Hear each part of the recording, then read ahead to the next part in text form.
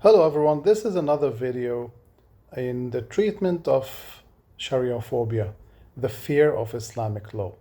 Now I want to give an example that makes the image much clearer and makes those who fear Sharia and think that it's only about corporal punishment, capital punishment, they would see the full image by this example. Now let's talk about the punishment for theft. You all know that the punishment for theft in Islam is cutting off the hand of the thief. But should it be cut off just by stealing, let's say, a loaf of bread or an apple, like in the cartoon Aladdin, when Aladdin steals one apple and then they want to cut off his hand, as you remember, the first Aladdin in the 1990s. Now, it's not the case. There is a minimum amount starting from which the punishment should be implemented. And that amount is 1/4 of a dinar. And the dinar is a golden coin.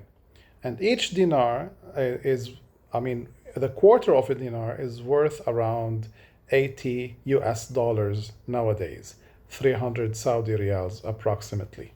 So the minimum amount is about $80. So if anyone steals anything that is less than that, he will not be punished by cutting off his hand.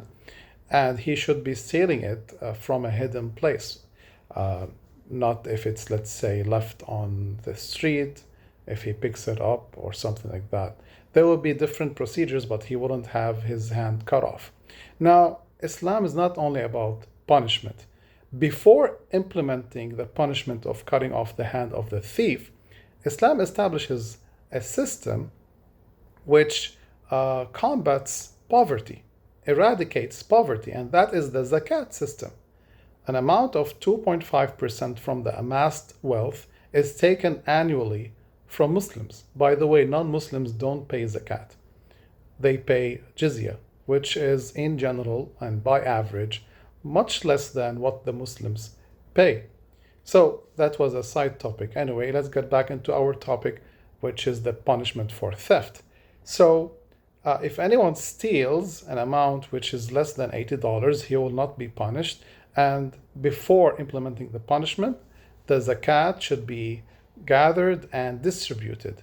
So poverty will be eradicated. So if someone, for example, has an amount of $100,000 in his bank account, which has been there for about a year, then he has to pay $2,500 as zakat. And if it's $1 million, he has to pay $25,000 a year as zakat, and so on and so forth.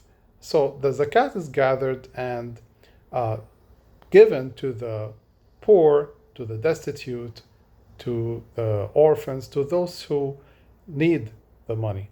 And thus, the gap between the rich and the poor will be bridged. And in that case, if the zakat system is implemented, and by zakat we mean the mandatory charity that is paid by the Muslims, then poverty will be eradicated. So it would be very rare to find someone stealing out of poverty, because there are two main motives for stealing. The first one is poverty. The second one is greed.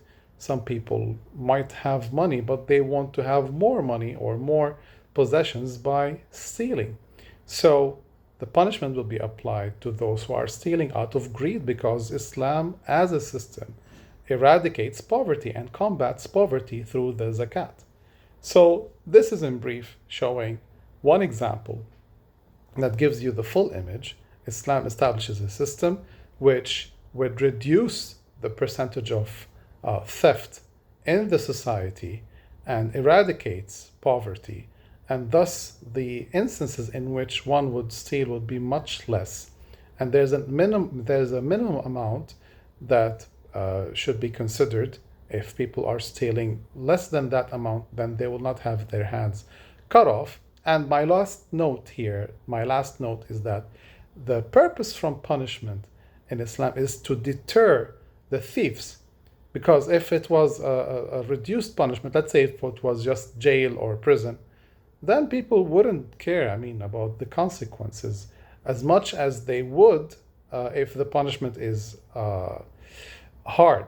So the hard punishment is meant to deter the criminals, the thieves, the murderers, and make them think 1,000 times before they commit the crime.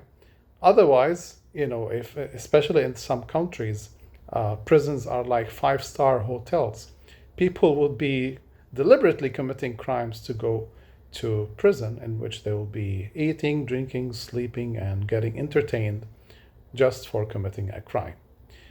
I hope that this made it clear for you. I might be giving other examples later on. Let me know from you if you have benefited from this video, and if you would like to have more examples that will make Sharia clearer for you and that would treat Shariaphobia. Thank you so much for listening and watching. See you later. Assalamu alaikum.